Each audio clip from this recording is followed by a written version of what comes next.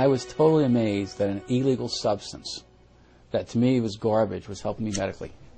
I was bedbound for about 5 years. I couldn't hold a job. I had to quit school. I was near death. I believe that medical marijuana saved my life. I see it as a kind of wonder drug of our time.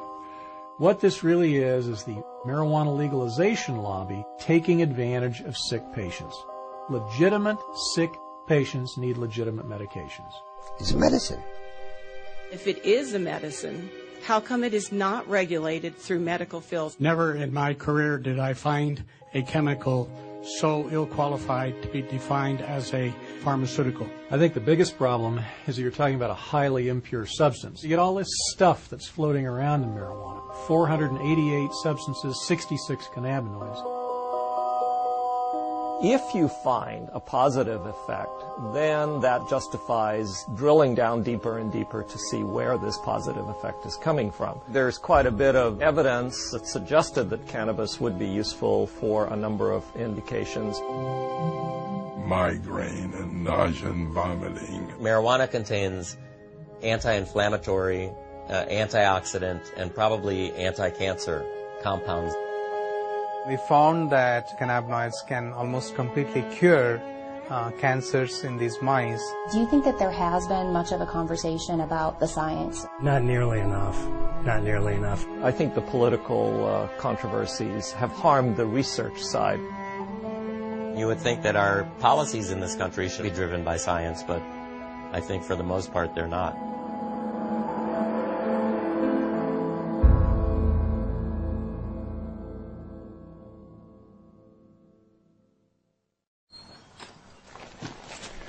I'm not one for just sitting around. I got to be out, and it's outdoor stuff. I'm not much for going to a gym to work out. My physical exercise, I have to be outdoors doing it. For Point Hatfield, the mountains and rivers of Montana have always been a certain kind of therapy. Running and river guiding in the summer and teaching backcountry skiing in the winter have helped him through life's many difficulties. But the greatest challenge of his life took the outdoors away from him. It was like 2 days after New Year's. It just dumped 2 feet of snow. And a group of us skied from Mammoth down to Gardner after work. And we went out for dinner. And when we were sitting having dinner, I just went like this and, there's a lump there. I had a radical neck disectomy. So they cut out this side of my neck. They took out the cleidosternomastus muscle and all the lymph nodes. But the cancer came back. 2 more tumors and another surgery later, it was clear Hatfield would have to endure chemotherapy and radiation. Chemo and radiation were horrible, literally horrible, because I was throwing up almost all day long, every day. I zapped every ounce of life I had in me, just about. I was just hanging on by a thread. Just like he used to, Hatfield turned to the outdoors for comfort, trying to ski a small hill in his backyard. So I got 2 runs of 2 turns in, and then that's all I could do, wipe me out. 2 days after that, I went cross-country skiing with my wife, and I was able to do about a mile. That's all I could do. I was exhausted. Then after the 3rd round of treatment, I couldn't do anything. Hatfield's athletic frame melted from 160 pounds of muscle to barely 124 pounds. I used to have 15-inch arms, biceps. They went down to 9 inches. I used to have thick legs. I'm skinny now. I'm not used to being skinny. Are there things that you know that kind of trigger your nausea and things like that? No, it just comes. Just like that, it just comes. And we've used the other anti-nausea medications with you. I was on Ativan. I was on Zoloft. I think Zofran too. And there was a couple of steroids that I wore a patch with. I think there was a couple other drugs, too, that they tried.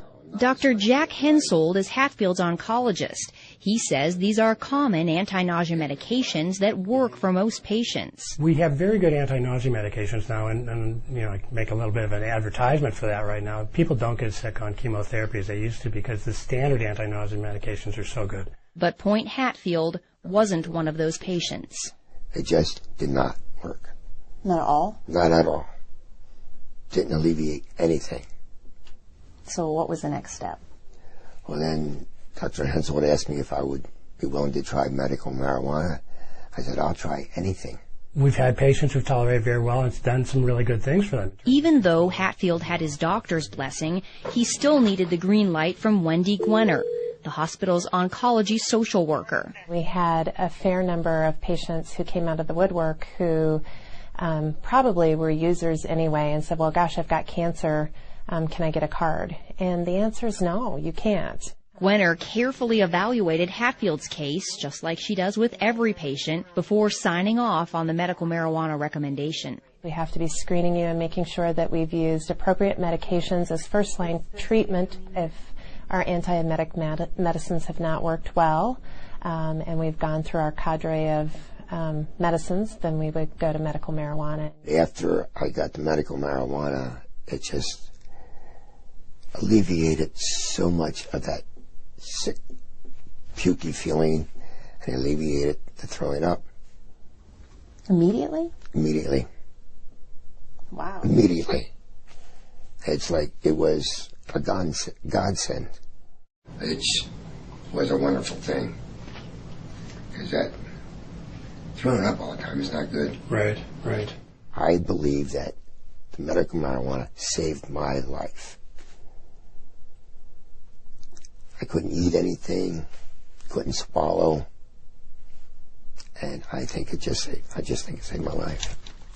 5 years after he was first diagnosed, Hatfield is cancer-free and enjoying Montana's beauty again. Nowadays, he says the beauty isn't the only thing he loves about this state. He loves the progressive voters who passed the state's compassionate use medical marijuana law in 2004, allowing patients like him the option of using a drug at the center of a growing controversy. There's a false stigma attached to it, and I'm doing this interview to help other people. Why not? It's our job to help other people. It's our responsibility. If we can do something for people, why not do it? If something can help somebody, why not let those people have that? Impassioned pleas from patients just like Hatfield have been the spark behind a nationwide movement to allow access to marijuana as a medicine.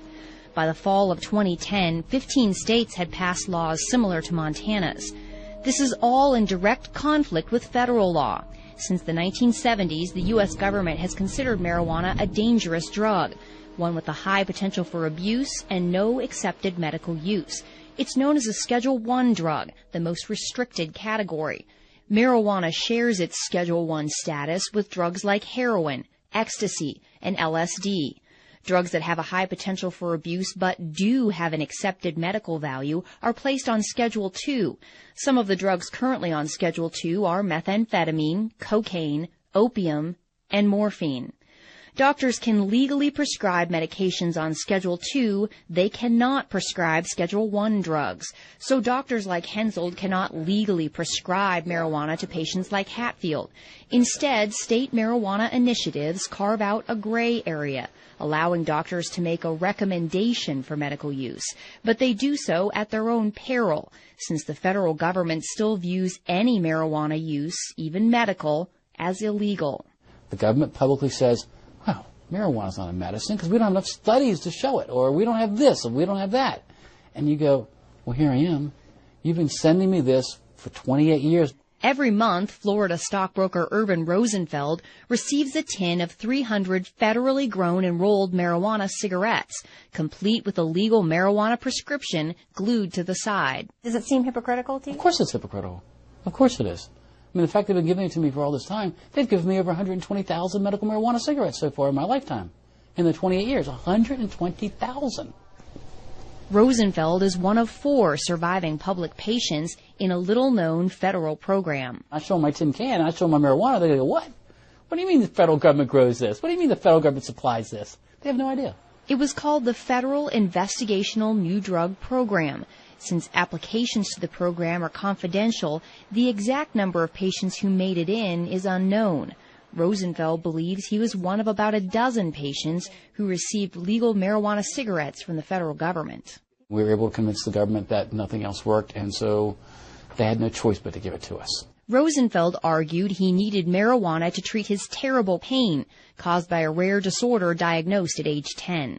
It's called multiple congenital cartilaginous exostosis, which means bone tumors on the end of long bones, that whatever tumors I had at puberty will grow as I grow.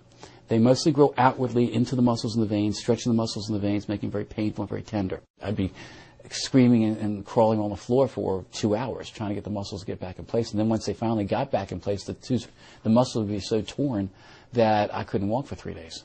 On top of the pain was the knowledge that any of the hundreds of benign tumors in his body could become malignant at any time. Rosenfeld spent his youth and teen years on synthetic morphine, muscle relaxants, and sleeping pills. By age 20, he was taking more than 200 pills a month, and he was a vocal critic of illegal drugs. I hear kids talk about drugs and things like that, and I go, why are you doing drugs? I mean, look at all I have to do. You'd be thankful you're healthy. Even so, Rosenfeld finally gave in to peer pressure and tried marijuana in college. He says he didn't feel anything and decided the drug was useless and that his friends were just imagining they were high. But a strange thing happened one night while smoking marijuana and playing chess with a friend. Rosenfeld did something he hadn't done in years. He sat comfortably for 30 full minutes. I thought, well, wait a minute. In what way did I take all the narcotics and drugs I had to allow me to sit? And I thought, gee, I haven't taken a pill in 6 hours. Well, then how can I sit? And just then, it was my turn with the joint. They handed me the joint. I looked at this piece of garbage, because to me it's all it was.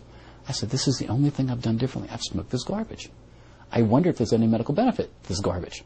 Rosenfeld had stumbled onto another potential medical use for cannabis, chronic pain.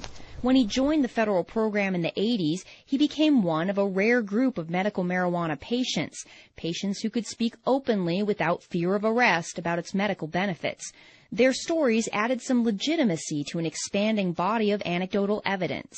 Medical marijuana has grown to a point where the government looks foolish saying it's not a medicine. It is a medicine. 82-year-old retired Harvard professor Dr. Lester Grinspoon is well-versed in the anecdotal evidence surrounding medical marijuana. He's told Urban Rosenfeld's story along with many other patients' stories in his book Marijuana, the Forbidden Medicine. His opinion of cannabis has come a long way since he first began investigating it as a young assistant professor of psychiatry at Harvard in the late 60s. Back then, he certainly did not see it as a medicine.